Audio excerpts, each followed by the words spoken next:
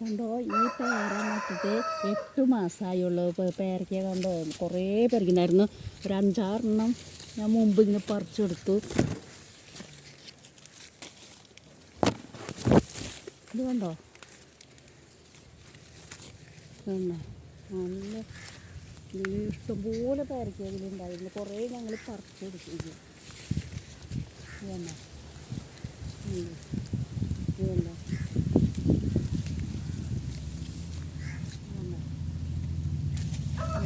8 മാസമായിട്ട് ഞങ്ങൾ ഇതിന് വളം ചെയ്യുന്നത് ആട്ടുകാട്ടം പൊടിച്ചിടും. എന്നിട്ട് നല്ലപോലെ നനച്ച് കൊടുക്കും.